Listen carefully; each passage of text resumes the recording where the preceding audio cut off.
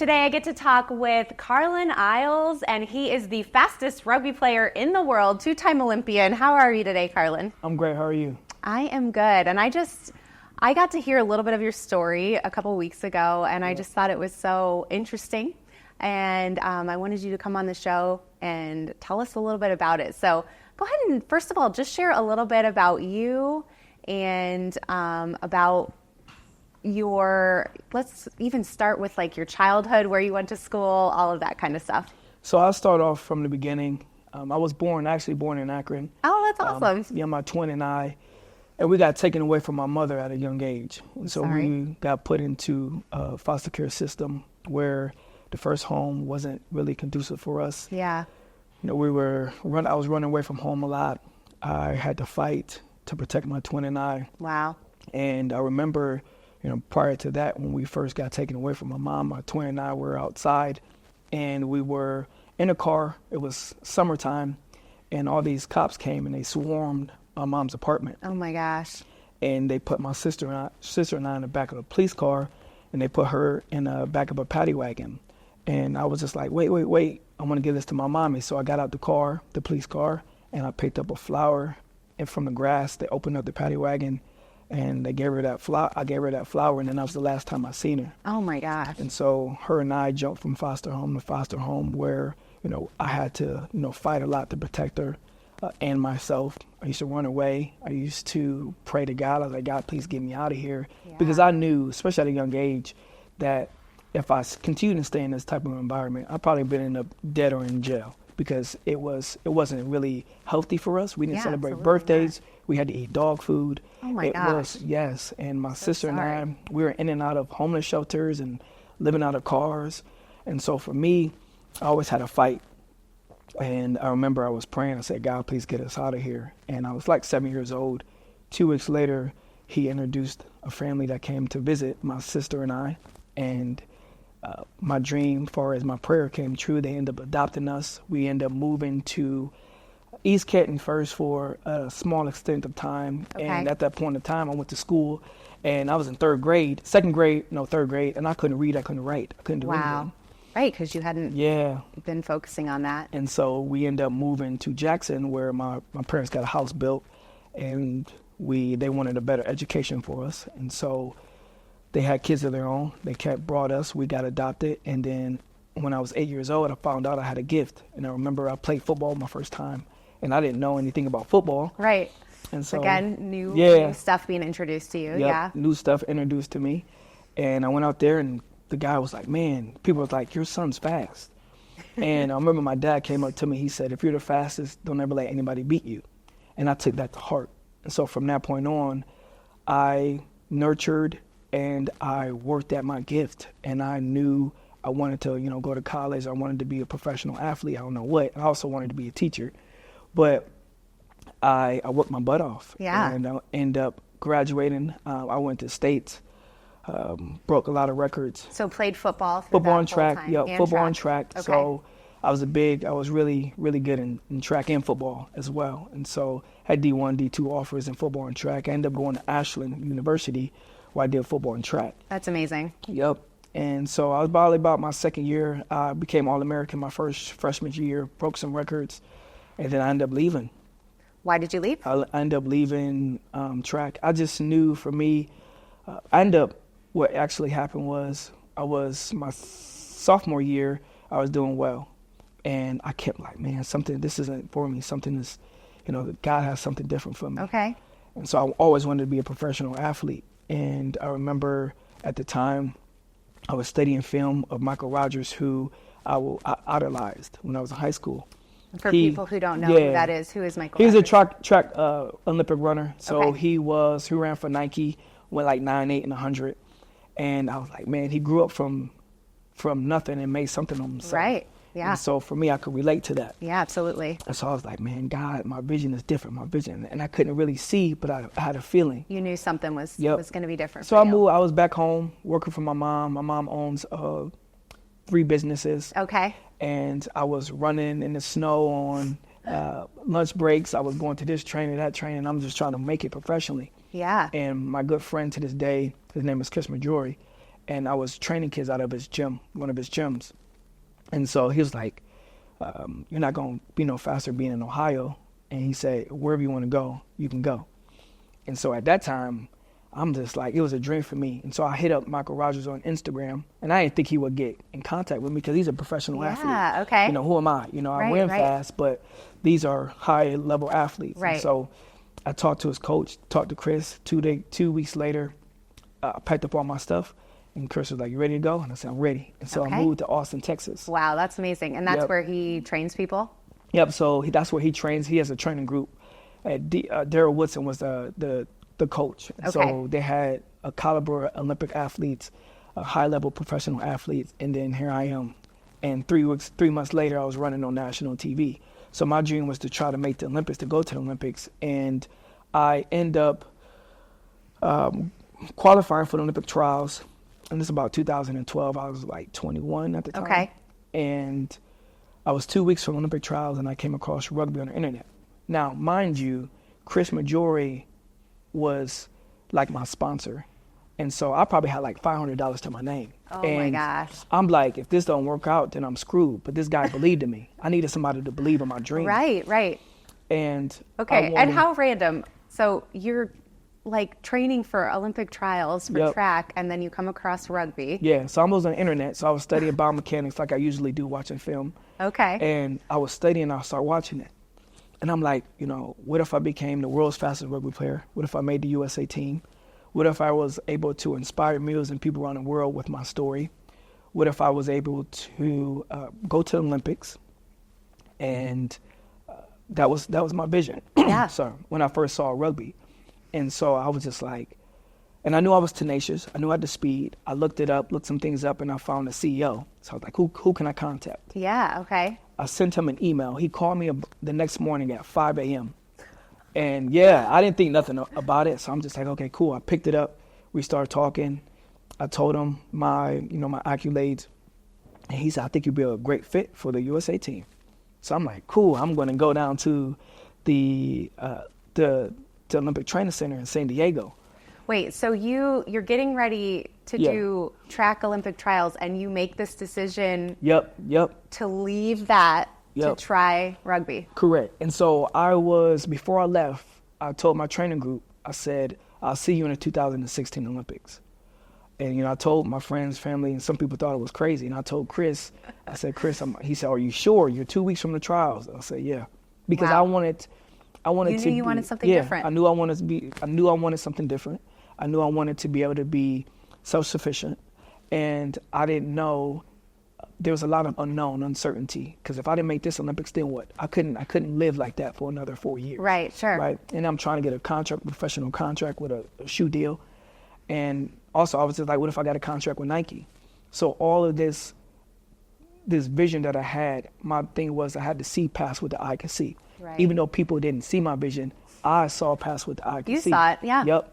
And so he was like, well, you're going to have to go to Aspen, Colorado and train with a club there. And I'm just like, oh, I thought I was going straight to the USA team. Right. And so I drove up there. And I remember I was driving and I had $500. It took me $250 worth of gas to get up there. Yep. And I was crying. And I said, God, if this don't work out, I'm screwed. Because I put all my eggs in one basket. Right. And so I went up there. I was sleeping on couches, eating peanut butter and jelly, ravioli. And I said, I got to make it. I was working my butt off. And so a month of playing rugby, I got invited to a USA development tour in Canada. Okay. Where the head coach was going to be there. And this was my chance. Right. I went up there. There was everybody, all the men that were there was trying to make the USA team. Mm-hmm. I'm only been playing about a month. They've been playing all their life. So the odds of me making it, slim to none. Right. I went up there. I tore it up. The next day, I was the only one who got a contract. Boom. I moved to San Diego, made the USA team. 3 months of playing rugby, I made my first tour in Australia and South Africa. Wow. And Dubai. I became the world's fastest rugby player. Boom, another dream goal came true. I went to the 2016 and 2021 Olympics. Boom, I got sponsored by Nike, Red Bull, a lot of other organizations. I got a contract. Boom, five. I was able to inspire millions of people around the world and tell my story. And then another one of my childhood dreams came true. I was able to play in the NFL and do that. Did that, boom. And I was able to play professionally overseas as well. 15, so I lived in London and did all that in Scotland.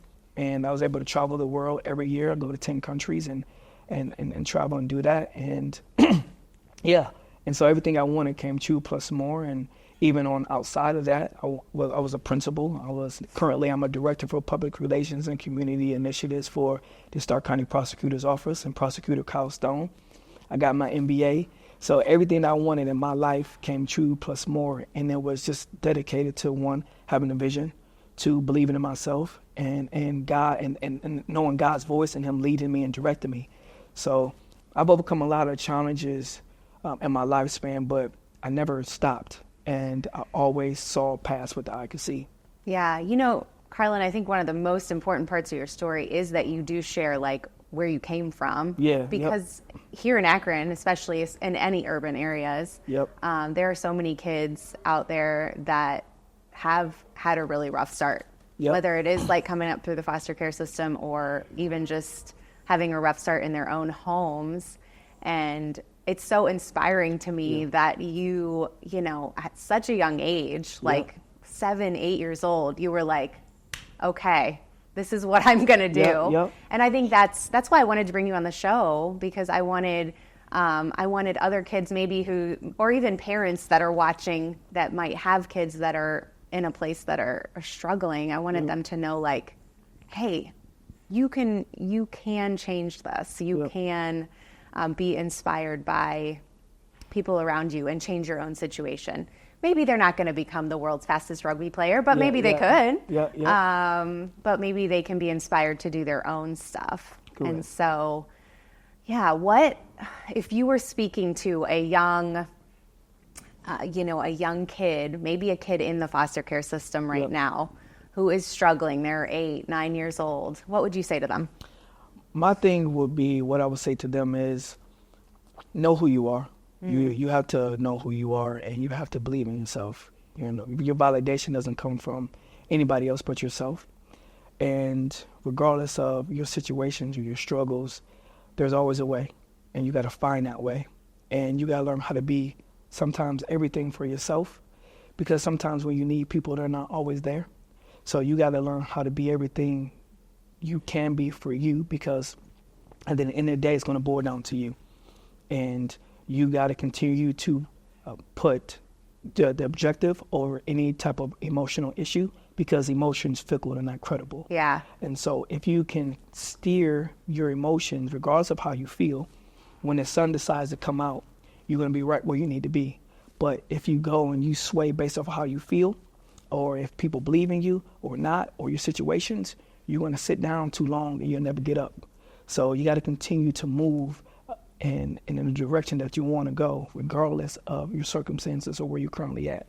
Look past what the eye can see, believe, trust, and have faith in God, and you're going to be where you need to be. Yeah, I like how you said, regardless of your circumstances, like just know where you want to go and move in that direction. 'Cause that's all we can do, right? Take one more step in the direction that we want to go and keep moving forward. So that's really good. I'm like Olympic obsessed. I truly am. And so anytime the Olympics are on, I'm watching everything. I just want to know, what was it like to be at the Olympics? Can you share that with our viewers? No, it's an incredible feeling. For me, I'm sitting there with Kevin Durant. I'm on a bus with Serena Williams. Right? Oh my gosh, she's amazing. Michael Phelps. And I think for me, just interaction with a lot of celebrities that I grew up with watching. And then now I'm standing next to them, and they even know who I am. Yeah. And it's crazy. And I'm just like, man, this is so surreal. But it's a blessing, and this is just a testament that, just meeting those type of people, they're just ordinary people with great hearts and great visions, and they worked as hard just as you, and they make something of themselves. Make something happen. Yeah, man, it's so fun to just be around those people, because you'll start to understand their personalities, and there's a lot of maybe misconceptions when it comes to certain athletes or people, and once you get to know them, you'll be like, man, this is a really genuine, down-to-earth guy. Yeah, and then, that's cool. Yeah, it's it's such an amazing environment, especially in the athlete village anyways, because everybody, all the countries, all the athletes in the world is just in one village, right? So you will eat there, you sleep there, everybody has their own house, like we have the USA house. And you're sitting, you're running, you're walking past this person or that person, you're like, oh my God, that's him, that's her, that's him. And it's crazy to see. So yeah, what a cool experience. Yeah. And you got to do that twice. Yes, twice. That's awesome. I love how rugby is becoming more popular. Here in the States too. And I actually had like a local rugby team on the show a few months ago, just like a community, a rugby team. And so I love that it's becoming more popular and people are getting to know it too, especially like the U.S. women's team winning the bronze medal for the first time this past Olympics, and just some really, really cool stuff. So that's fun. Are you still playing? I'm thinking about doing 2028 Olympics. So I always wanted to do a third one. I forgot my last Olympics because I was working in the prosecutor's office, and then I started up a gym, which I was supposed to go to Paris, but I'm all about community and trying to give back, and I know my purpose and what I'm trying to do. And so, but now that, I've kind of laid out the map for myself and the external stuff that I'm trying to do for the community and for myself and business-wise, that I'm going to keep in shape and not going to coach to do it. Like, hey, listen, I'm not done yet, but 2028, I may do that one. That's exciting. What else is next for you? What's next for me is to continue to do community work. Especially in the prosecutor's office. Yeah. Our prosecutors putting up a justice family center for domestic violence. And we're always in the community trying to educate people about how to be proactive and what's going on in the environment. And then I think for me, just my gym in general, I have a sports performance in Green and Uniontown. Great. It's called Ollie Sports Performance, which is Olympian Sports Performance. Okay. It's a high-end gym, but it's to help kids and to help people get, better and faster and stronger. It's a lot of high-end technology that's involved in it. Very cool. Yeah, so I'm just chipping away at life and then trying to keep molding myself to be better and better, and That's great. All right, so you got your gym going on, maybe the 2028 Olympics. That's exciting. And your work in the prosecutor's office, you're just excelling at life. Yeah, I'm trying. I'm trying, just like you. No, it's great. Thank you for all the work that you're doing within the prosecutor's office too. I think that's all really important work for our communities here in Akron, Canton area. And just thank you for inspiring the next generation. And I love your story. I just love how you never gave up through all of it. And you got to keep pouring into yourself. Never stop fighting to be better. I think really a lot of people, there's a lot of gray areas or a lot of uncertainty where people are scared to kind of knock on those doors because they don't know what's going to happen on the other side. But when you go through that, you'll find out a lot about yourself and what you're capable of doing. But if you never go through those doors because you're scared or you don't know what's going to happen, you're always going to stay stagnant. That's really good. And actually, I read a quote similar to that recently, like, you can't stay afraid. You can't stay afraid. Even if you're afraid, you just got to push through those doors and say yes, even for a time. And then once you say yes and you keep walking through the doors for a time, then there will come a time where you can pick and choose and kind of say yes and no to the things you want. But you have to walk through for a time and not be afraid. You sure do. I really like that. How can people find you? If they want to follow your journey, where can they find you? Find me on Carlin Isles on Instagram, Carlin, and then ISLES. Wonderful. That's on Facebook as well. And then Oly, OLY, Sports Performance on IG and Facebook as well. All right, great. Thank you so much. Thank you. Appreciate having you on the show. Thank you guys so much for watching here on Good Morning Akron. We had a great morning. Make sure you stay tuned. We've got more great stuff coming up next.